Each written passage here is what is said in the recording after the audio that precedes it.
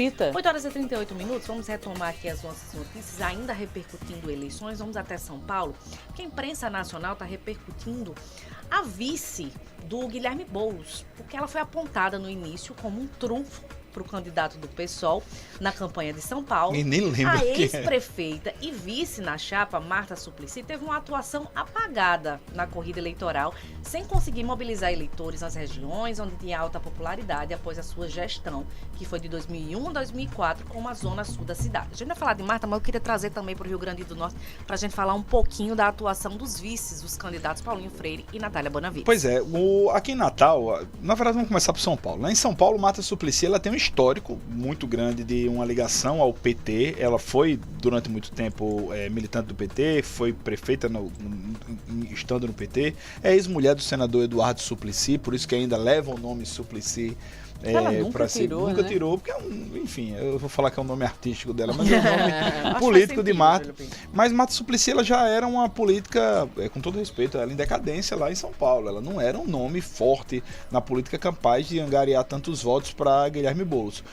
A intenção, quando se colocou Marta Suplicy, era muito mais de amenizar a imagem radical de Boulos. Porque Marta Suplicy, apesar de ter sido do PT durante muito tempo, foi pro MDB, ela não tem uma característica de ser uma pessoa extremista. E tinha também a possibilidade de entrar mais junto ao eleitorado das elites paulistanas, que também não foi, a gente não tem como saber, dimensionar se ela conseguiu fazer isso. Mas aqui no Rio Grande do Norte, aqui em Natal principalmente, as estratégias dos dois candidatos, no caso de Joana Guerra, é o nome de Álvaro Dias na chapa de Paulinho Freire. É ela que dá o aval, o carimbo, diz, olha, as obras aqui que eu participei ativamente da captação de recursos como secretário de planejamento, então eu faço parte disso. Foi dizer que a administração de Álvaro Dias é sim a candidatura de Paulinho Freire, é a candidatura de Álvaro Dias. Ficou com um DNA muito bem escrito e muito registrado na campanha de Paulinho. Por outro lado, a indicação de Milcley Leite, a gente já falou aqui, pareceu muito mais uma estratégia para abrir uma vaga para a federação do PT, para o PT na Câmara Municipal, e também uma tentativa de se popularizar o nome de Natália Bonavides na Zona Norte de Natal. Não teve um resultado significativo no primeiro turno, tanto que Natália ficou em terceiro lugar na Zona Norte. Nas duas zonas que pegam o bairro da Zona Norte, ela perdeu para Carlos Eduardo e para o próprio Paulinho Freire. E Milcley Leite, com todo respeito também ao vereador Milcley Leite, ele não é a maior liderança da Zona Norte. Ele sequer foi o vereador mais votado na Zona Norte na eleição passada. Outros nomes lá, o próprio vereador Peixoto, Nivaldo Bacurau, o comunicador Luiz Almi, são pessoas que, a Eudiane Macedo, deputada estadual, que tem lá Tássio de Eudiane, são lideranças muito mais fortes e com maior densidade eleitoral do que o Milcley Leite. Então, a presença de Milcley Leite na chapa de Natália Bonavides, eu não acredito que tenha somado tanto, mas a estratégia foi boa porque o PT conseguiu passar de 2 cadeiras para 3 na Câmara Municipal.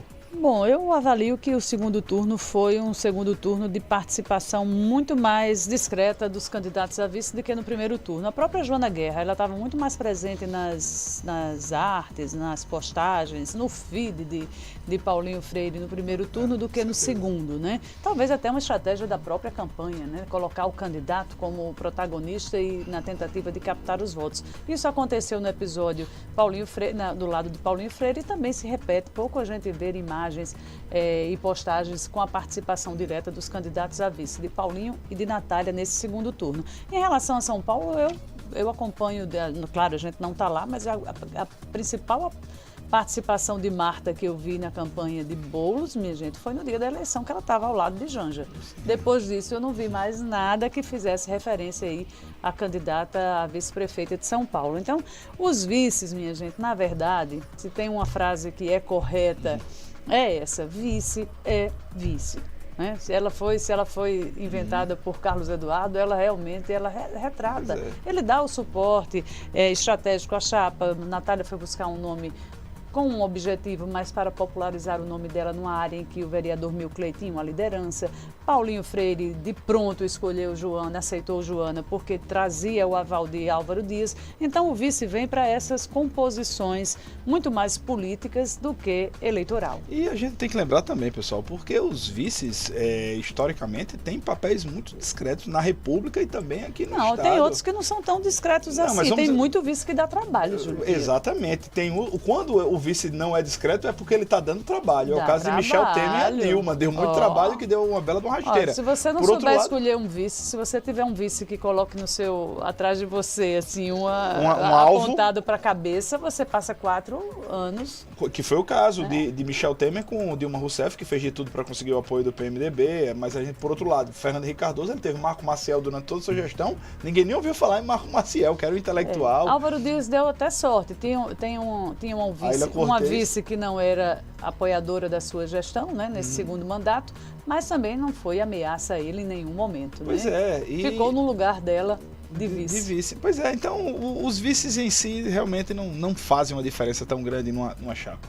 Podem fazer muito mais na gestão se causarem problemas. Pois é, gente. Nós estamos a 3 dias das eleições. A gente tá aqui afiadíssimos, viu? Para o grande dia com a nossa super cobertura. Para maior cobertura. E outra coisa, sem bababá, é muito número aqui, viu?